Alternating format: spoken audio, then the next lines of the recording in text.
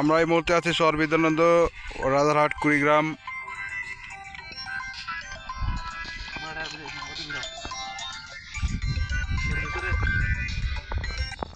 রাজারহাট কুড়িগ্রামে আমরা এই মুহূর্তে অবস্থান করতেছি বিদ্যানন্দর চরে। আপনারা এই মুহূর্তে দেখতেছেন যে আমাদের এই চর বিদ্যানন্দ এলাকায় প্রায় শত শত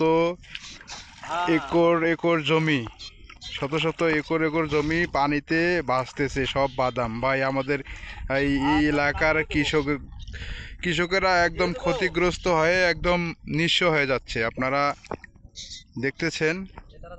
তো আমরা এখন এক ভাইয়ের কাছে যাব। আসসালামু আলাইকুম ভাই। ওয়ালাইকুম আসসালাম। ভাই ভালো আছেন? জি আছি। ভালো কেমন করি ভাই? ভালো তো নাই। কেন ভাই? বাদাম 4 একর করছি, 3 একর বাদাম ভাইসা গেছে এই শতের মধ্যে। এদিকে এগুলো সব বাদাম আপনার? হ্যাঁ, সব বাদাম ভাইসা গেছে। আর এক একর মাটি বাদাম আছে, তা পানি উঠছে ভাই।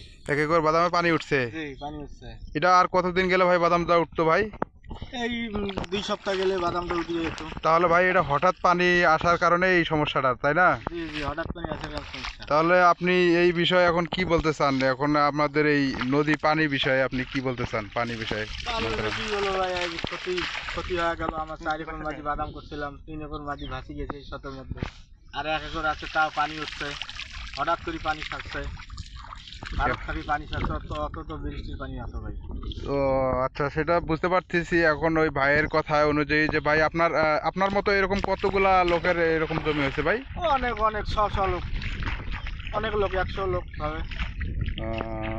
তো আপনারা দেখতেছেন এক একটা লোকের 8-10 একর করে জমি নষ্ট হয়ে যাচ্ছে। আপনারা দেখতে পারতেছেন এই মুহূর্তে কত কষ্ট করে তারা এই পানি থেকে বাদামগুলো উঠানোর চেষ্টা করতেছে, এবং লোকও পাইতেছে না, নিজেই তারা অনেক কষ্ট করে পাইতেছে। ভাই এটা হচ্ছে এদেশের কৃষকের অবস্থা। এরা কোথাও ন্যায্য সঠিক মুনাফা পায় না, এবং আপনারা এই মুহূর্তে দেখতেছেন যে কিভাবে কত কষ্ট করে ভাইয়েরা পানি থেকে বাদাম উৎপন্ন করতেছে। সো ভাই আপনাদের কি কিছু বলার আছে এই মুহূর্তে? আপনারা এই নদী বিষয়ক মন্ত্রণালয় এইসবকে বা পানি উন্নয়ন কমিটি বোর্ডের, আমাদের যে বাংলাদেশ পানি উন্নয়ন বোর্ডের কমিটি যারা উপদেষ্টা আছে, তাদের বিষয়ে কিছু বলার আছে আপনাদের? বা নদী খননের বিষয়ে, এসব বিষয়ে কিছু বলা আছে? অবশ্যই আছে। হ্যাঁ বলেন। আমাদের যে তিস্তা নদীর যে চরের ভিতরে আমরা আবাদ করি, সেখান থেকে মানুষ অনেক ক্ষতিগ্রস্ত হচ্ছে। কারণ এই পানি মানুষ বলতেছে যে বৃষ্টির পানি, আসলে এটা বৃষ্টির পানি নয়, এটা ভারত থেকে ছেড়ে দেওয়া পানি।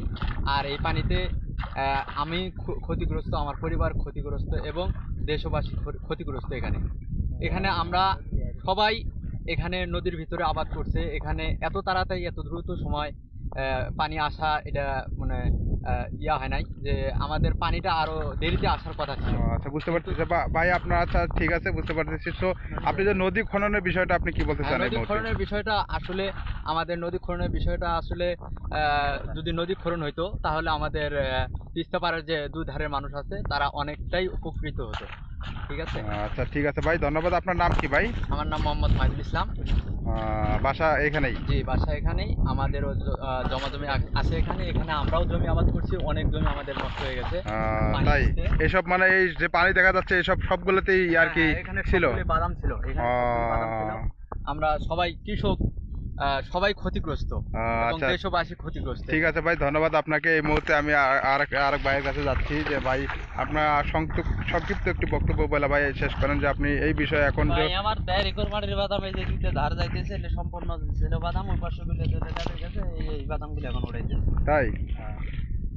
তো আপনারা এই মুহূর্তে দেখতে পাচ্ছেন যে এই ভাইয়ের যিনি বলতেছে, যে বক্তব্যটা দিচ্ছে, সে অনুযায়ী সব কথারই মূল কথা হচ্ছে যে একটাই সংক্ষিপ্ত স্মারকলিপি। সেটা হচ্ছে যে এই মুহূর্তে তিস্তা নদী খননের যে ব্যবস্থা সংস্থাপনাটি আছে, সেটা যদি বাস্তবায়ন হতো, তাহলে হয়তো আমাদের এই তিস্তার বহুরূপী রূপটা দেখতে হতো না। মানুষ হাজার হাজার হেক্টরে জমি এইভাবে বিলাসিতাভাবে নষ্ট হয়ে যেত না। একদম নিঃস্বার্থ, একদম সব কিছুই তারা ছাইরা দিয়া একদম অনেক লক্ষ কোটি টাকার ক্ষতির সম্মুখীন হচ্ছে আর কি। আপনারা তো এই বিষয়ে আমি মাননীয় যারা আমাদের উপর র্যাঙ্কের যারা উপদেষ্টা আছে, আমি তাদেরকে দৃষ্টি আকর্ষণ করতে বলতেছি যে আপনারা খুব দ্রুতই আমাদের এই তিস্তা বাঁচাও, নদী বাঁচাও সংগ্রাম পরিষদটা আপনারা খুব শীঘ্রই আমাদের এই কাজটা বাস্তবায়ন করলে আমরা খুব উপকৃত হব, হাজার হাজার লক্ষ লক্ষ লোকের